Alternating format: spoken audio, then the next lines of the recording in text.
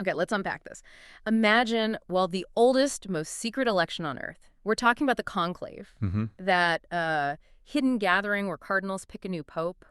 What's really going on behind those locked doors, where faith, power, and human ambition all collide. Fascinating territory. Exactly. So today we're doing a deep dive into Robert Harris's 2016 novel, Conclave. Great book. Our mission basically is to pull back the curtain on this fictional but incredibly detailed world of choosing a pope. We'll look at the surprising candidates, the sort of shocking Yeah, the revelations. power plays, the ethical tightropes Lumley has to walk, it's all in there. Absolutely. And the human stories Harris weaves in are just, well, astonishing. So let's get into it. Okay. So our story kicks off pretty suddenly. The Pope, a reformist one, dies. It's unexpected, but, officially nothing suspicious. Right, natural causes, supposedly.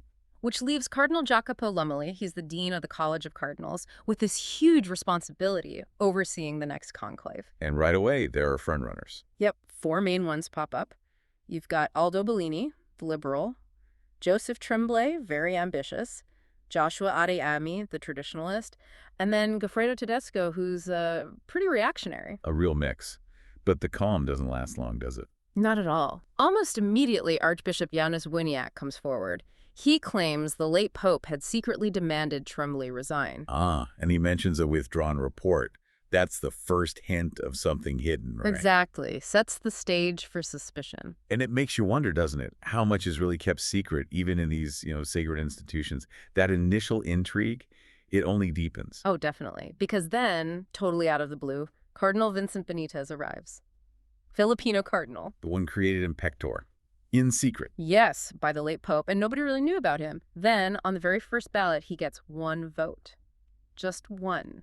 Mysterious. Very intriguing, a complete unknown suddenly in the mix. And just as you're trying to figure that out, the voting rounds reveal something else. Something potentially scandalous about Cardinal Adayemi. The traditionalist candidate. What surfaces? We learn about a past relationship, illicit, with a Nigerian nun, Sister Shinumi Iwaro. And it resulted in a child given up for adoption. Wow. And Lamelli finds this out how? Through confession. Yes.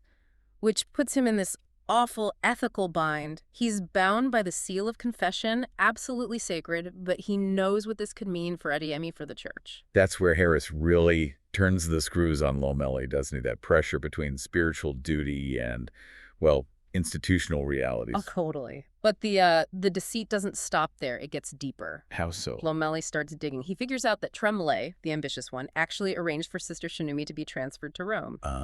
Likely to blackmail Adeyemi.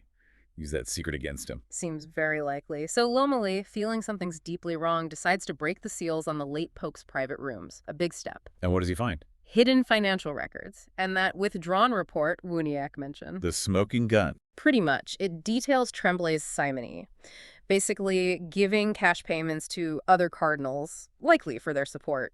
Corruption. So buying influence. Yeah. That would completely derail Tremblay's chances. And the whole conclave, really. Absolutely turns it upside down. But then, as if all that internal drama wasn't enough. Something happens outside. Yeah. A series of coordinated terrorist attacks hit Rome, right outside the Vatican. The conclave is suddenly dealing with this external shock, this violence. And how does that change things inside? It sharpens the debates. Tedesco, the reactionary, he calls for retaliation, a strong response. But Benitez, the surprise cardinal, preaches against meeting violence with more violence. A message of peace, essentially. And that resonates. Hugely. That stand, combined with the existing turmoil, dramatically shifts the sentiment. And Benitez, the guy who got one vote at the start, is suddenly propelled towards the papacy. Incredible. He becomes Pope Innocent XIV. It really shows how external crises can just reshape everything, even these deeply traditional processes. It really does. But there's one final twist. The biggest one. Go on. Just before the new pope is announced to the world, Lamelli learns something profound about Benitez, now Pope Innocent XIV. What is it? He was born intersex. Wow. And the late pope knew. He knew this when he elevated Benitez to cardinal in Pector. He knew everything. And Lumley's reaction. He decides, trusting in, well, what he sees as God's will in this election, to keep the secret. A huge burden. Harris himself said he knew that twist would be controversial. He wanted to, jolt the reader, make people think. Definitely a jolt.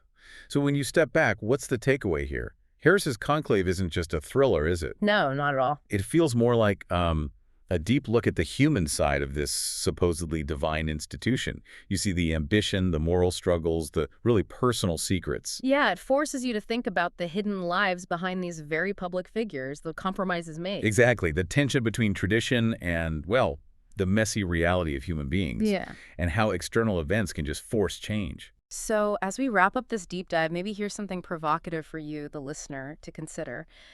In a world where powerful institutions, guard their secrets so carefully, and where individuals are grappling with these really profound personal truths, what does it actually mean to lead with integrity? That's the question, isn't it? And are any secrets justifiable for the greater good?